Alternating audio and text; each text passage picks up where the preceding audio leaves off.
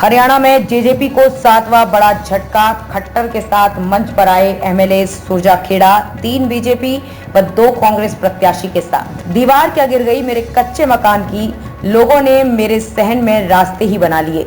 किसी मशहूर शायर की ये पंक्तियां हरियाणा में जननायक जनता पार्टी पर सटीक बैठती हैं। बीजेपी जेजेपी का गठबंधन क्या टूटा, जेजेपी विधायकों के बगावती तेवर सख्त हो गए। जहां अब तक जेजेपी के 10 में से 6 विधायक लोकसभा चुनाव में भाजपा और कांग्रेस के लिए प्रचार कर रहे हैं, वहीं अब इसमें एक 7वां नाम भी शामिल हो चुका है और वो नाम है नरवाना से जजपा विधायक रामनिवास सुरजाखेड़ा का। इन्होंने भाजपा को अपना समर्थन देकर जजपा को एक तगड़ा झटका दे दिया है। रामनिवास ने करनाल सेक्टर 6 में सोमवार शाम को पूर्व सीएम मनोहर लाल को समर्थन का ऐलान किया है। अब जजपा से भाजपा में आने के कारणों पर नजर डाली जाए तो अनदेखी के आरोप लगाए जा रहे हैं। बड़ा आरोप ये भी है कि रामनिवास जजपा के साथ तो खड़े रहे, लेकिन विकास का माइलस्टोन मुख्यमंत्री मनोहर लाल ने दिया।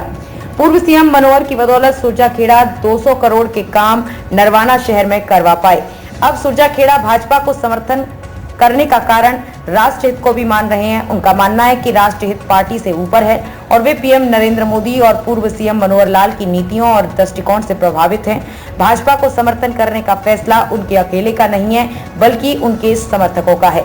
जेजेपी का कौन सा विधायक किस पार्टी को कर रहा है सपोर्ट, अब जग जाहिर हो चुका है कि 6 विधायकों में से 2 विधायक नारनौल से राजकुमार गौतम और बरवाला विधायक जोगीराम सिंहांग हिसार में भाजपा प्रत्याशी रणजीत चौटाला के लिए वोट मांग रहे हैं। वहीं जजपा के 2 विधायक कांग्रेस के लिए प्रचार कर रहे हैं। इनमें गुहला के विधायक ईश्वर सिंह और शाहबाद के विधायक रामकरण काला शामिल हैं। और अब 7वां विधायक मनोहर लाल के पास पहुंच चुका है।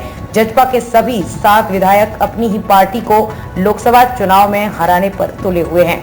पूर्व डिप्टी सीएम और दिग्विजय चौटाला भी दे चुके हैं चेतावनी।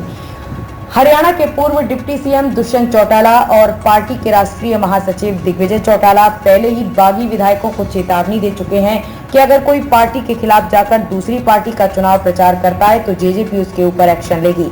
दिग्विजय यहां तक भी कह चुके हैं कि नियमों के मुताबिक अगर कोई विधायक दूसरी पार्टी में शामिल होता है या चुनाव प्रचार करता है तो उसकी सदस्यता खुद खत्म हो जाती है। ऐसे में सवाल उठता है कि जेजेपी अभी तक क्यों विधायकों पर एक्शन नहीं ले पाई। दिव्यांशु बुद्धिराजा ने भी की टिप्पणी।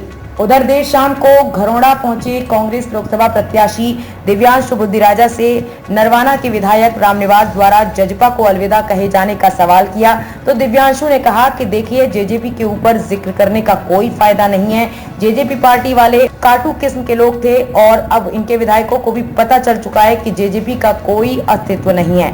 2019 में भाजपा प्रत्याशी को 30,000 से ज्यादा वोटों से हरा चुके रामनिवास सुरजाखेड़ा नरवाना से पहली बार विधायक बने। खेड़ा पिछले 2 वर्षों से जेजेपी और चौटाला की कार्यप्रणाली के बारे में नाराजगी व्यक्त कर रहे हैं। उन्होंने 2019 में अपनी निकटतम प्रतिद्वंदी भाजपा की संतोष रानी को 30,000 से अधिक वोटों से हराया था।